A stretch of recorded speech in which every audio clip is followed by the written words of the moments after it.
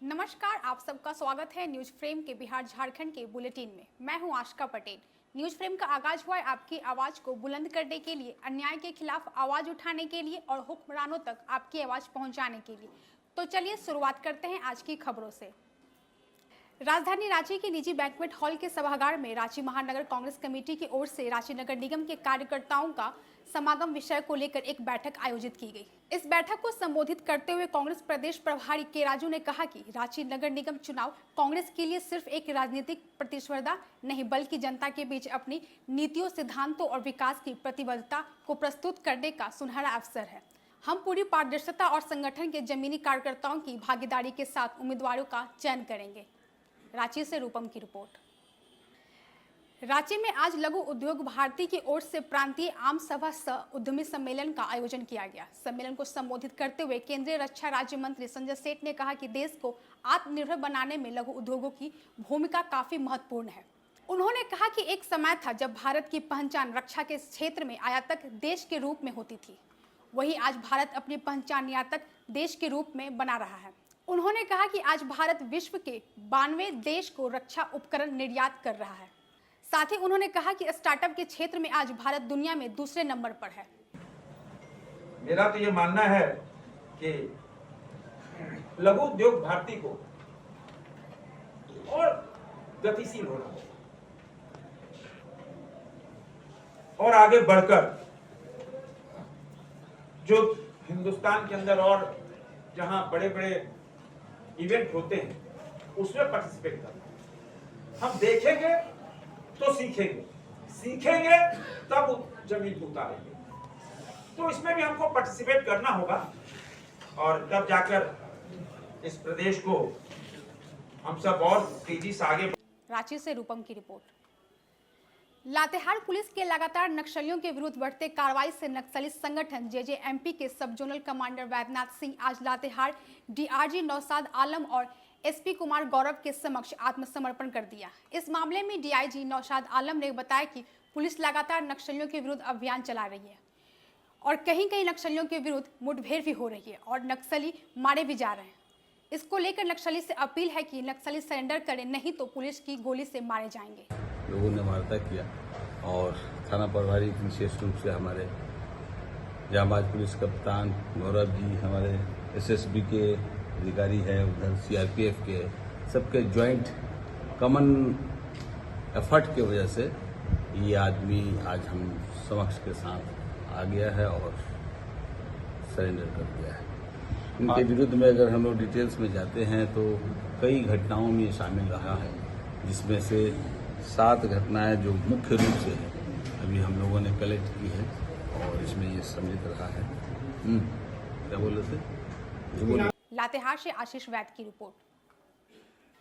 राजधानी रांची हरमू स्थित आजसू पार्टी कार्यालय में पार्टी के मुख्य प्रवक्ता देवशरण भगत ने बताया कि आगामी 22 जून को राजधानी रांची के खेलगांव स्थित हरिवंश टाना भगत स्टेडियम में आजसू पार्टी की ओर से बलिदान दिवस के रूप में कार्यक्रम का आयोजन होना है। बलिदान दिवस के एक दिन पहले 21 जून को पूरे प्रदेश के सभी जिला और विधानसभा स्तर पर झारखंड आंदोलन में जो सक्रिय भूमिका निभाने वाले आंदोलनकारी को पार्टी की ओर से सम्मानित किया जाएगा।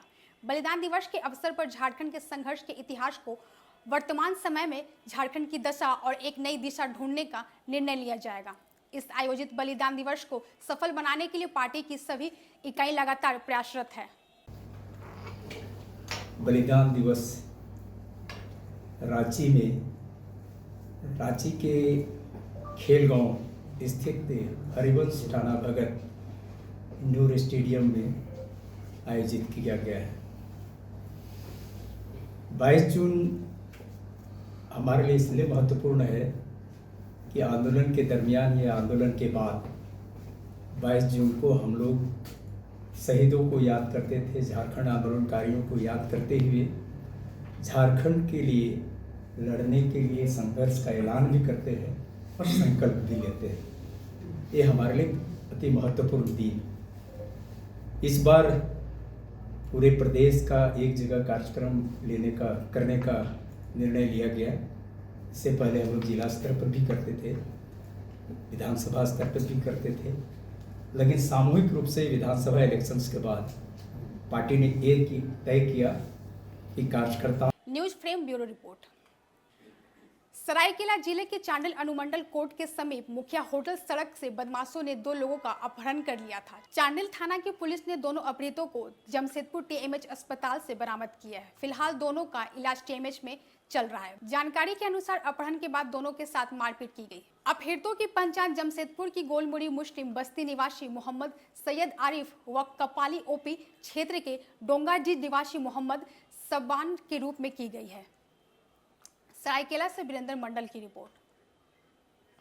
प्रदेश पंचायत वार्ड सदस्य संघ बिहार ने अपनी मांगों को लेकर जोरदार प्रदर्शन किया। संघ के प्रदेश अध्यक्ष गणेश कुमार चौधरी निर्धारित कार्यक्रम के तहत आत्मदाह करने के उद्देश्य से भाजपा प्रदेश मुख्यालय की ओर बढ़ रहे थे, तभी पुलिस ने उन्हें हिरासत में ले लिया। इस प्रदर्शन में प्रदेश अध्यक्ष के साथ सैकड़ों की संख्या में वार्ड सदस्य शामिल हुए। अध्यक्ष की गिरफ्तारी के बाद प्रदर्शनकारियों में आक्रोश फैल गया और सभी ने मुख्यमंत्री नीतीश कुमार के खिलाफ नाराजगी जाहिर की। कोई ऐसा नहीं है कि हम हिंसात्मक कदम उठाएं। क्यों हम अपनी जान गंवावे? क्योंकि हम विकास करने के लिए मैदान में आए हुए हैं। इसीलिए हम चाहते हैं कि सरकार हमसे बात कर ले और हम खुशी खुशी अपने घर भी हम भी लौट जाएं और अपने क्षेत्र का विकास करने के लिए आए हुए हैं। आपके माध्यम से हम स्पष्ट करना चाहते हैं माननीय मुख्यमंत्री जी को कि जिस प्रकार से आपने 12 तारीख को बैठक बुलाया था उसमें सभी जनप्रतिनिधियों को अधिकार दिए हैं, तो हमें भी अधिकार देने के लिए मुझसे वार्तालाप करें। हम कोतवाली थाना में ही तब तक बैठे रहेंगे जब तक आप मुझे बुलाइएगा नहीं बैठक में। पटना से अविनाश कुमार सिंह की रिपोर्ट। रोहतास जिले के विक्रमगंज में निगरानी अन्वेषण ब्यूरो ने बड़ी कार्रवाई करते हुए बीईओ सुधीरकांत शर्मा और उनके लेखा सहायक सुभाष कुमार को शिक्षक से रिश्वत लेते रंगे हाथ गिरफ्तार कर लिया। दोनों अधिकारी आदर्श मध्य विद्यालय के शिक्षक से एरियर भुगतान और सर्विस बुक संधारण के नाम पर 20,000 की मांग कर रहे थे। शिक्षक की शिकायत पर कार्रवाई हुई। निगरानी की डीएसपी श्याम बाबू प्रसाद के नेतृत्व में की गई यह कार्रवाई बीते 1 महीने में जिले में चौथी गिरफ्तारी है। भूषण जी के जो वेतन निर्धारण और प्रशिक्षण का जो वेतन निर्धारण और बकाया एरियर के लिए बीओ द्वारा 7600 रुपया और अकाउंटेंट द्वारा 60,000 रुपया की रिश्वत की राशि आज विक्रमगंज प्रखंड शिक्षा पदाधिकारी के कार्यालय में ली गई। जिस आलोक में निगरानी धावा दल द्वारा आज रंगों हाथों को पैसा के साथ पकड़ा गया। रोहतास से मिथिलेश कुमार की रिपोर्ट। भागलपुर के रंगरा थाना क्षेत्र में दियारा इलाके में दूध के डब्बे को लेकर हुए विवाद में किसान मुक्ति शाह की गोली मारकर हत्या कर दी गई। घटने के 24 घंटे भीतर पुलिस ने आरोपी शेखर यादव को गिरफ्तार कर लिया। पूछताछ में आरोपी ने विवाद की बात कबूल की है। नवगछिया एसपी प्रेरणा कुमार ने बताया कि अन्य आरोपियों की तलाश और हथियार की बरामदी के लिए छापेमारी जारी है। मामले में हत्या व आर्म्स एक्ट के तहत केस दर्ज कर आरोपी को न्यायिक हिरासत में भेज दिया गया। देखिए 15/6/2025 को रंगरा थाना को रात्रि में करीब 12 बजे ये सूचना प्राप्त हुई कि कोस्कीपुर दियारा क्षेत्र में जो बासा है वहाँ पर एक व्यक्ति है जिसका नाम मुक्ति शाह है, उसको अज्ञात अपराध कर्मियों के द्वारा गोली मार दी गई है। तो उक्त सूचना पर तुरंत ही रंगरा थाना घटनास्थल पर पहुंचा और जो विक्टिम था उसको अस्पताल ले जाया गया। अस्पताल में जब उसका इलाज हो रहा था तो इलाज के क्रम में उसकी मृत्यु हो गई। तो इसके बाद विधिवत वहाँ पे जो विक्टिम था उनकी बॉडी का पोस्टमार्टम भी कराया गया और फैमिली को फिर दे दिया गया विधिवत रूप से। इसमें क्योंकि ये एक मर्डर केस था इसीलिए इसमें तुरंत ही जो पीओ था हमारा वहाँ पे अनुमंडल पुलिस पदाधिकारी पहुँचे, रंगरा थाना की टीम पहुँची, एफएसएल को भी वहाँ बुलाया गया। एफएसएल के द्वारा भी वहाँ पे जो घटनास्थल था उसका निरीक्षण किया गया और जो विधिवत जब्ती होती है ब्लड का सैंपल और जो भी विभिन्न क्राइटेरिया होता है उसके अंदर में उनके द्वारा अपना कार्य किया गया। क्योंकि संवेदनशील कांड था तो तुरंत ही एक एसआईटी का गठन हुआ जिसमें एसडीपीओ नौगछिया के नेतृत्व में टीम बनाई गई जिसमें एसएचओ रंगरा, डीआईयू की टीम सब लोग शामिल थे।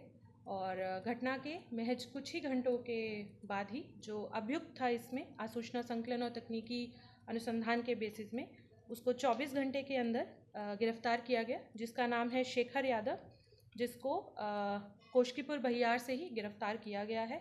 और जो इसमें अन्य शामिल अपराधकर्मी हैं उसके लिए हम लोग लगातार छापेमारी कर रहे हैं। भागलपुर से राहिल सिद्दीकी की रिपोर्ट। गया जिले के गुरुआ प्रखंड अंतर्गत ग्राम अखोरी खाप में पसमानदा समाज के राष्ट्रीय अध्यक्ष शाहिबुद्दीन अंसारी का गांव के हजारों लोगों ने स्वागत किया। इस स्वागत समारोह में गांव के लोगों ने कहा कि शाहिबुद्दीन अंसारी जमीन से जुड़े नेता हैं और हम गरीबों महादलितों के लिए यह बेहतर कार्य करते हैं। गया से रजा सिद्दीकी की रिपोर्ट। मुजफ्फरपुर के औराई में कुत्तों का आतंक देखने को मिला, जहां आवारा कुत्तों ने एक के बाद एक कई लोगों को काटकर जख्मी कर दिया, जिसके बाद अब लोग घर से बाहर निकलने में परहेज करने लगे हैं। दरअसल यह पूरा मामला औराई थाना क्षेत्र के रामजेवर हाई स्कूल के नजदीक का है, जहां आवारा कुत्तों के द्वारा सुबह से तकरीबन दर्जनों लोगों को काटकर जख्मी कर दिया गया है। मुजफ्फरपुर से मणिभूषण शर्मा की रिपोर्ट। अभी के लिए बस इतना ही। देश और दुनिया की सभी खबरों से अपडेट रहने के लिए हमारे YouTube चैनल को सब्सक्राइब करें, हमारे Facebook पेज को लाइक करें और अपने सुझाव कमेंट बॉक्स में जरूर लिखें। अब हमें दीजिए इजाजत। धन्यवाद।